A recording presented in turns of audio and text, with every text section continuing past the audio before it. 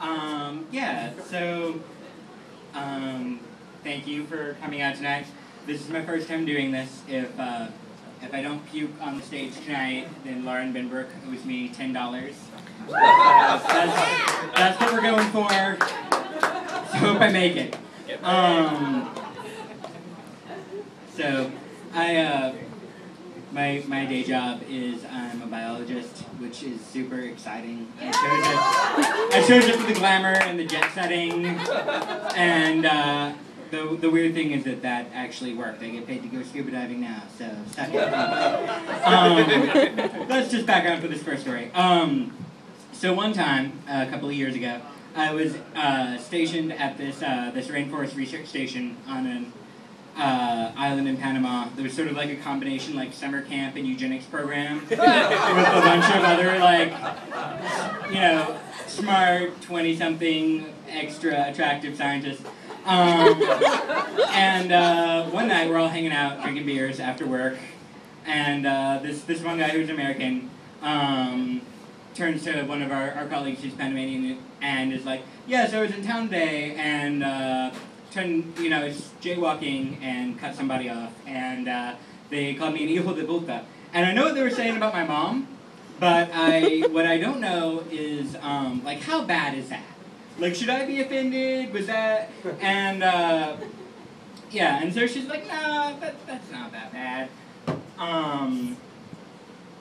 And so we get to talking about language and insults because, you know, what are you going to do when you, like, barely have any language in common with a bunch of people that you're trapped on this island with for multiple months. So you talk about your languages. So, you know, the American guy's like, yeah, like, asshole might maybe be like that. Like, if you're, you know, like, that might be a little bit mean. If you're not that mad, you might call somebody, like, stupid or an idiot.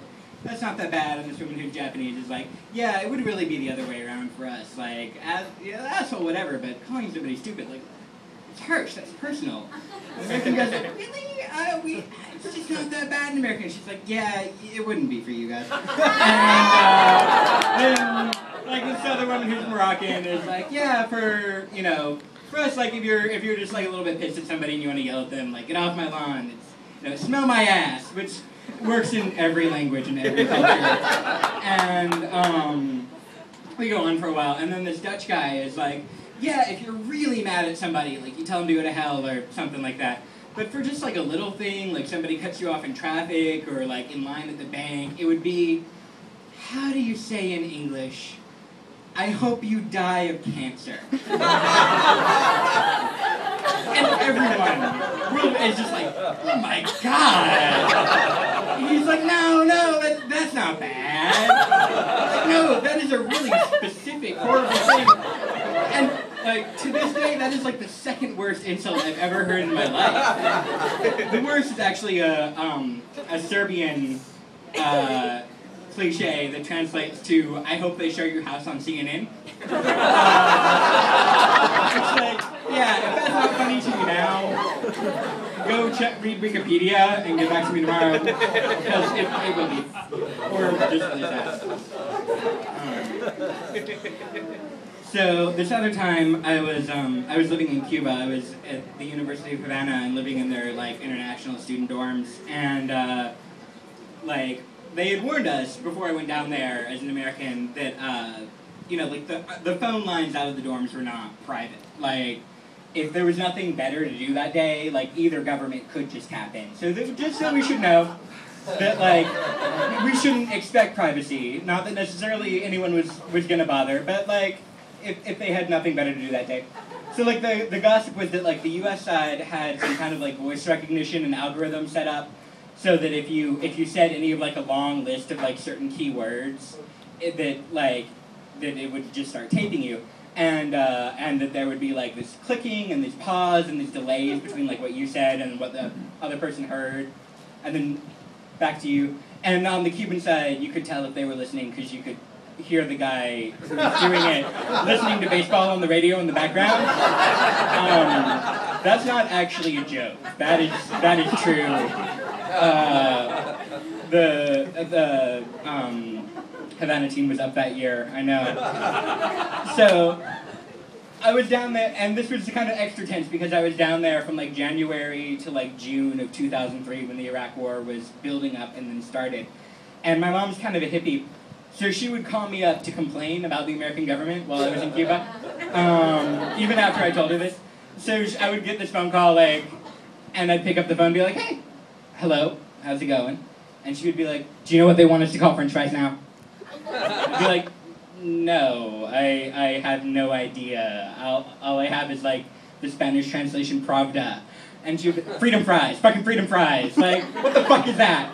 Like, okay mom, that's cool. And then the next week, she'd call, and at the time my brother was like, had just turned 18. So she was worried about him getting drafted because she's Vietnam generation and has this like PTSD about the draft. So she'd call me up and she'd be like, I'm worried about your brother. I don't think Canada is far enough. I think we should send him to live with your second cousins in Iceland. They'll never find him in there. Your uncle, he has a farm on a fjord named Vikingvat. 15 miles from the Arctic Circle, they'll never look. And I was like, Mom, you know, this isn't really a personal, you know, and meanwhile I can hear like click, click, word. And also the baseball scores. And then the next week, you know, she'd call up, and because I was there as like a temporary resident, my family could legally come and visit me. So my mom was planning on maybe doing that. So she calls me up later and is like, I think when we come to visit you, we should just stay. Like, I'm worried about your brother. You said the weather's nice? Yeah, like I like Florida. It's cool. I like the sandwiches. We'll just stay in Cuba. It'll be cool. We'll just live there. And I was like, Mom, do you know what a pre-employment background check is? And she's like, what? And I was like, you know how I had to fill out all those forms to start my own FBI file before it came down here? She's like, honey, don't worry. It's not like we're making plans to smuggle heroin or anything. And then the line just goes dead. I can't call home for 2 weeks. I have no idea what's going on. Yeah, you're at 7:21. Already? Yeah, Holy shit. Okay. Yeah, you haven't puked yet. Yay! So I'm just gonna cut one.